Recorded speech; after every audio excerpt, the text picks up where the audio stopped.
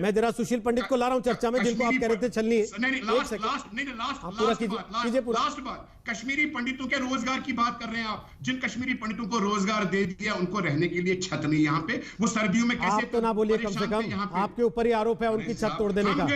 आप किस मुंह से बोलते हैं बैठ के, मुझे तो समझ में नहीं आता। आपके ऊपर आरोप है और आपके सामने बैठ के कह रहा हूं, कोई पीठ पीछे नहीं कह रहा।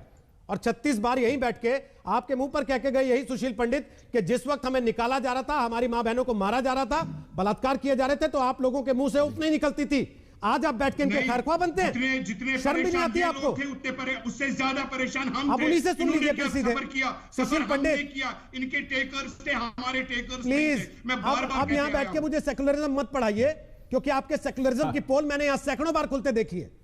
सुशील पंडित बताइए जरा। वो तो हमें भी पता है आप किस रुख जा रहे हैं, ज्यादा से ज्यादा। मैं किसी रुख नहीं जा रहा, मैं यहीं बैठा हूं आपके सामने और बैठा रहूंगा। क्या कश्मीरी मुसलमानों ने सफर नहीं किया? क्या डॉक्टर गुरु को मारा नहीं? सुशील पंडित को सुनिए ना, पता लगेगा किसने सफर किया किसने नहीं किया। और क्या आज 370 का हटना बेहतरी के लिए है या खराब होने के लिए? सरदार नहीं भागे। देखिए, आपने कहा मुझे 30 सेकंड बोलने दो, मैंने 1 मिनट बिना रोक टोक के आपको बोलने दिया, सुना पूरा। इफ्तिखार मिसगा, आपने कहा 30 सेकंड बोलने दो। एक राजनीति कारण के तहत ही लोग भाग गए, अदरवाइज मुझे बताएं सिख क्यों नहीं भाग गए? सिख तो हमारे साथ बैठे, बौद्ध हमारे साथ बैठे, क्रिश्चियन हमारे साथ बैठे। इफ्तिखार जी कितने कितने बैठे हैं, जरा गिन के आइए उंगली पे। बाहर जाइए, सामने से गिन के आइए उंगली पे कितने कितने हैं, उसके बाद बताइएगा मुझे। सुशील पंडित बोलिए। हमारा बीडीसी सरदार सुन लीजिए दूसरे को भी। सुशील पंडित बोलिए। रोहित जी बहुत बहुत धन्यवाद। मैं दोनों को, सलमान निजामी जी को, इफ्तिखार मिसगर जी को भी सुन रहा था। देखिए, हमारी इस हिंदू समुदाय की जो कश्मीर घाटी से निष्कासित किया गया हिंसक एक पूरे अभियान चलाकर, उसकी यही त्रासदी है।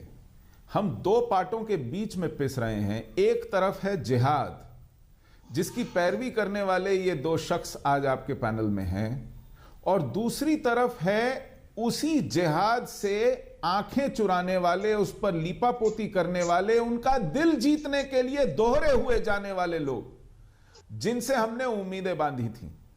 तो इन दो पाटन के बीच में हम पिस रहे हैं, फंस रहे हैं, क्योंकि हमारे बूते किसी को सत्ता दिलाना या किसी को चुनाव में हराना नहीं है, क्योंकि हमने बंदूक नहीं उठाई। ये हमारी एक बहुत बड़ी कमजोरी कह लीजिए, हमसे पाप कर लीजिए कह दीजिए, हमसे गलती हो गई है कह लीजिए, कुछ भी इसको नाम दें, लेकिन हमारा इशू बन जाता है, हमारा मुद्दा बन जाता है चुनाव। हम बहस में आ जाते हैं कि कहीं पर सिखों का कत्लेआम हो, कश्मीरी हिंदुओं का कत्लेआम हो, तो वो एक काउंटरवेट बन जाता है किसी को सेक्युलरिज्म का सर्टिफिकेट देना और किसी से सेक्युलरिज्म का सर्टिफिकेट छीनने का। लेकिन धरातल पर उसके लिए कोई काम हो, कोई नीति बने, कोई प्रस्ताव बने, अभी तक इस सरकार के पास हमको लौटाने का कोई प्रस्ताव नहीं है। सुशील जी, एक विज्ञापन देख रहा हूं, हमारे खिलाफ एक विज्ञापन देख रहा हूं मैं। सुशील जी, थोड़ा रोक रहा हूं आपको ये बताते हुए कि ब्रेक के बाद इस पर बात करेंगे। एक विज्ञापन देख रहा हूं मैं। जम्मू कश्मीर के लोगों की जिंदगी बदलती सरकार, कश्मीरी पंडित का संरक्षण, राहत कार्डधारी 40,000 कश्मीरी पंडित परिवार को हर महीने 13,000, 221 लाख परिवारों को पीएम जय के तहत मुफ्त इलाज, और 2022 तक 5,000 नौकरियां और 10,000 स्वरोजगार के अवसर। क्या वाकई ये जमीन पर है या केवल विज्ञापन में?